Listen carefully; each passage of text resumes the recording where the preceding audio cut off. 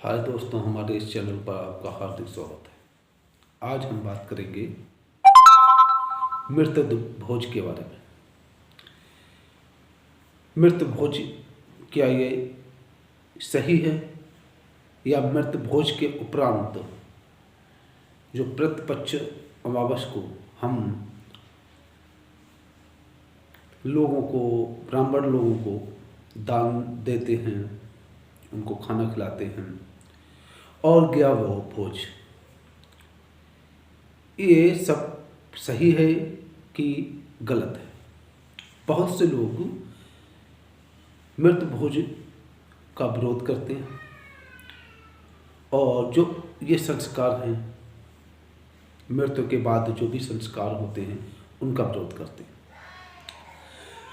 तो इस वीडियो में इसी टॉपिक पर हम बात करेंगे और इसका विश्लेषण करेंगे, ये क्यों सही है और क्यों गलत है।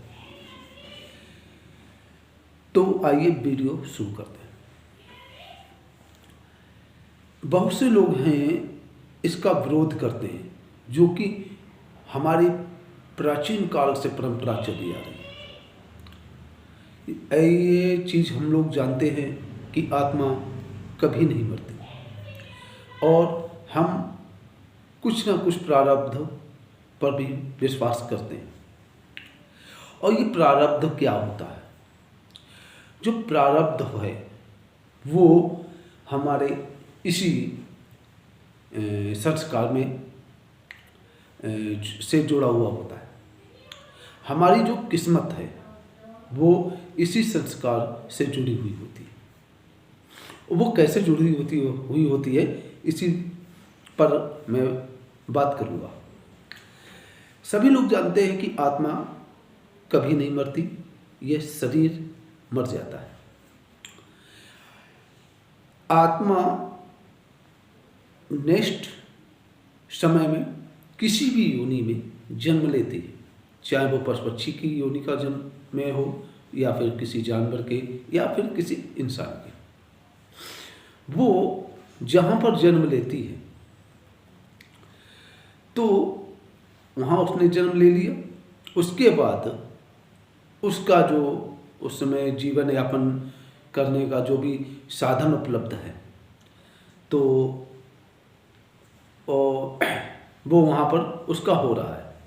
उसके इधर क्या होता है कि इसके मरने के बाद उस आत्मा ने शरीर को छोड़ा, और उस शरीर को छोड़ने के बाद उसके जो परिजन होते हैं वो मृत भोज का आयोजन करते हैं।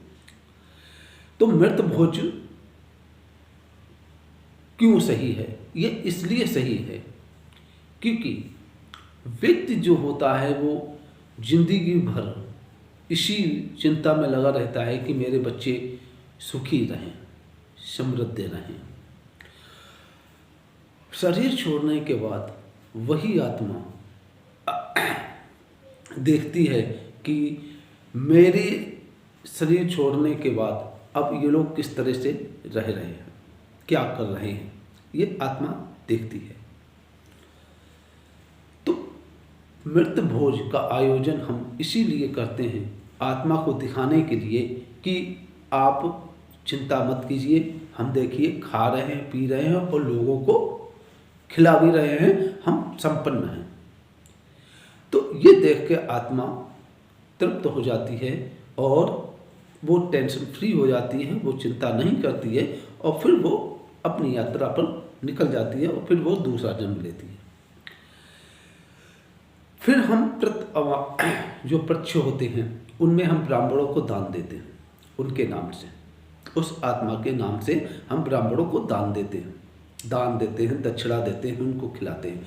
तो हमने जब उनके नाम से यहाँ पर ब्राह्मणों को खिलाया, दान दिया, दक्षिणा दी, गरीबों को दान दक्षिणा दी, उन जिसके नाम से हम कर रहे हैं, दान दक्षिणा दे रहे हैं, वो आत्मा किसी भी योनि में हो, उस जन्म में उसको वो चीज़ उपलब्ध हो जाती है, चाहे वो कैसे भी उपलब्ध क्यों ना हो।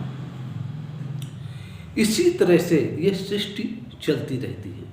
यानी हम जो देते हैं अपने पुरखों के नाम पर, वो मेरे पुरखों की आत्मा जहाँ कहीं भी होगी वहाँ उनको वो मिल जाएगा।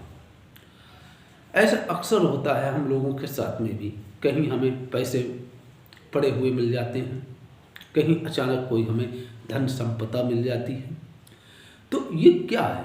ये हमारा प्रारब्ध, यानी कि जो हम पहले छोड़ के आए हैं, जो पीढ़ी हम पहले पिछले जन्म में छोड़ के आए हैं, वो पीढ़ी हमारे लिए हमारे नाम से कुछ ना कुछ दान दक्षिणा दे रही है, और उसी दान दक्षिणा का ब्याज समेत हमको इस जन्म में मिला है।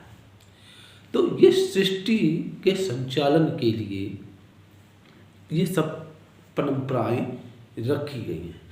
अगर हम इसका विरोध करते हैं तो हम प्रकृति का विरोध करते हैं, उस ईश्वर का के बनाए हुए कानून और नियम का विरोध करते हैं। तो ईश्वर हमसे कभी खुश नहीं होगा। इसी तरह से और भी कई परंपराएं हैं जो सदियों से, प्राचीन काल से चली आ रही हैं और हम उनको छोड़ते चले जा रहे हैं। उनको छोड़ने के बाद भी उसका रीजन क्या है छोड़ने का? कि हम सुखी हो जाए। हम नहीं खिला सकते लोगों को, अरे आप नहीं खिला सकते हो तो ये जरूरी नहीं कि आप पूरे खानदान को खिलाओ। बस जितना आप सक्षम हो उतना आप उनके नाम से कुछ ना कुछ निकाल दो। इस परंपरा को जीवित रखो, तभी हम सुखी हो पाएंगे। अगर हम परंपराओं के साथ नहीं जिएंगे, परंपराओं को छोड़ कर जीने का हम कोशिश करेंगे, तो हम कभी भी सुखी नहीं हो सकते।